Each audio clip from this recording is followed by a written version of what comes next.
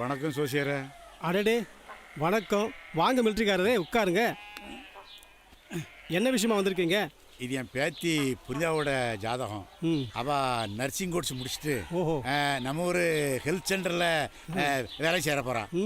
அவள் ஜாதகம் கொஞ்சம் நல்லபடியாக பார்த்துருங்க. நல்லபடியா என்ன? ரொம்ப நல்லபடியாக பார்த்து சொல்லிடுறேன். சரி சரி.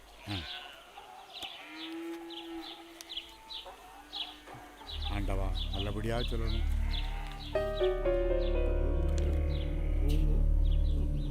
ராகு கேது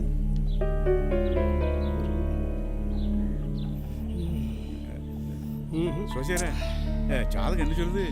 உச்சி குட்டிதே என்னத்த சொல்ல, பொண்ணோட ஜாதகத்துல கடுமையான தோஷம் இருக்கு. அப்ப சொக்கரிங்க சொன்னது சரியா தான் இருக்கு. அவ சொன்னது தானே நாங்களும் சொல்றோம். என்ன சொல்லுது? இல்ல அது வந்து பெரியவா போய் சொல்லுவாளா, நிஜத்தை தானே சொல்லுவா, அத சொன்னேன். சரி சரி சரி. அதனால பேத்திக்கு ஒன்றும் ஆபத்து இல்லையா? கண்டிப்பா. அந்த தோஷம் அவ மாங்கல்யத்து மேலவா கைய வைக்குது. இவ்வளவு ஏங்க, உங்க பையனும் உங்க பங்காளி பையனும் புனிதாவை கட்டிக்க ஆசைப்பட்டாங்கல்ல, என்னாச்சு? போய் சேர்ந்துட்டாங்கல்ல. அதனால உடனே காலஸ்திக்கும் திருநாகேஸ்வரத்திற்கும் போய் பரிகார பூஜையை பண்ணுங்க.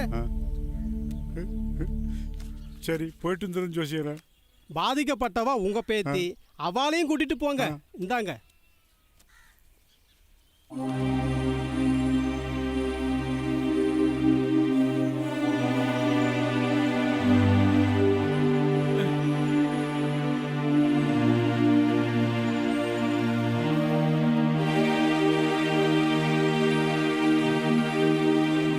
இந்த முருகேசன் பேச்சை கேட்டு தொழில் துரோகம் பண்ணிட்டோமே, இனி என்ன நடக்க போதோ ஒன்றும் தெரியலையே.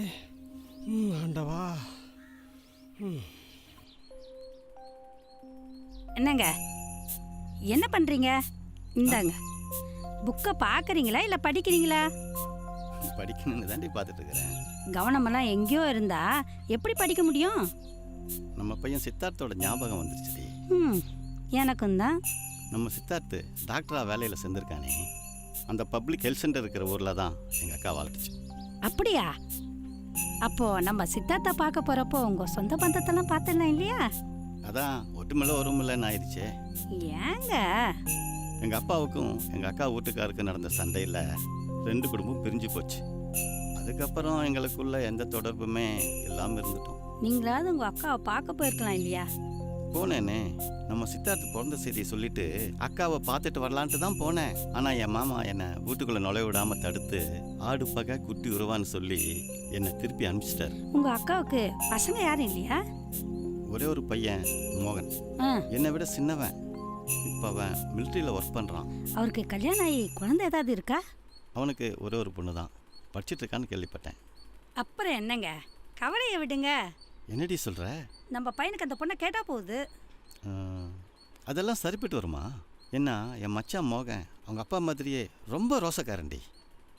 நம்ம பையன் சித்தாத்தை பார்த்தா அவங்க ரோஷம்லாம் எங்கேயோ போயிடுங்க. ஏன்னா இது அவங்க பொண்ணோட வாழ்க்கை. அப்படியா? அப்பன்னா உடனே கிளம்பிடலாமே. ஆமாங்க, நல்ல விஷயத்த தள்ளிப்படக்கூடாது. நான் போய் கார் சாவி எடுத்துட்டு வரேன். கிளம்புங்க. கார் கீ வண்டிலேயே இருக்கு, வா போலாம். சரி வாங்க போலாம். ஐயா பாருங்க. ஒன்றும் இல்லை. சரி போலாம் வா. இல்லைங்க, கிளம்பும் போதே உங்களுக்கு இடது கால் தடிக்கிடுச்சுங்க. சகுனமே சரியில்லைங்க. வாங்க உள்ள போய் தண்ணி குடிச்சிட்டு போலாம் வாங்க. அதுவும் சரிதான், வா.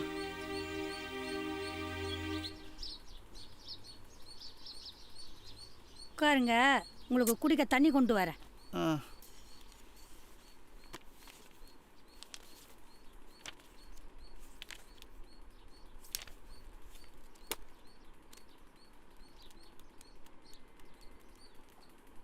இந்தாங்க.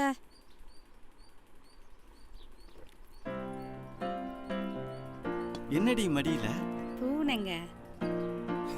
அதை ஏண்டி மடியில கட்டிட்டு இருக்கிற? பாவங்க, வாயில ஜீவன்ல. நம்ம போனதுக்கு அப்புறம் தனியா கஷ்டப்படும்ல. எல்லாத்துக்கும் சகனம் பார்த்துட்டு இருக்கிற நீ இப்ப பூனையை மடியில கட்டிட்டு இருக்கியே. அதானே. இருங்க. ஓடா குட்டி, போ போ போ போ போ. ஓடு ஓடு ஓடு ஓடு ஓடு ஓடு. அபசகுனம் போயிடுச்சுங்க. போயிடுச்சா? நம்ம சித்தார்த்து எங்கெங்க தங்கியிருக்கான்? அது அவன் பார்த்துக்குவாண்டி, நீ ஏன் கவலைப்படுற? நம்ம போலாம் வா. சரிங்க.